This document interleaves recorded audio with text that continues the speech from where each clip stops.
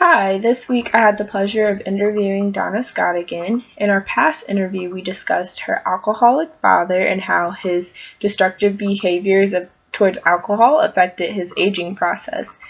This week, we continue to talk about destructive behaviors and how they personally impacted her. So, my first question for Donna Scott was, what destructive behaviors did you witness during your youthful days that have affected people you know as they have aged? Her response was, I have seen people that became involved in alcohol and drugs during high school, which distracted some of their focus, and I believe it may have even led to some not graduating.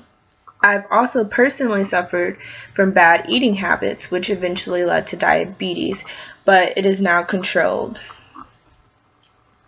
The next question I asked Donna was, how has your experience with your father's drinking habits impacted you?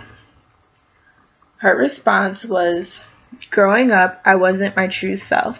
You learn to cope with things, and I became a lot more introverted. I wasn't allowed to have people over, and when I was allowed, the few times I was, I really had to make sure things were okay.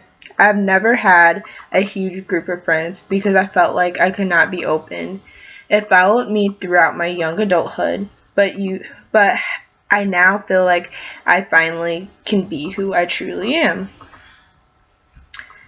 The next question I asked Donna was, what do you think can be done to make sure young adults are aware that destructive behaviors can impact their life through aging?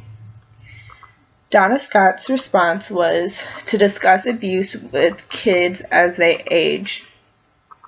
This was my approach with my own kids.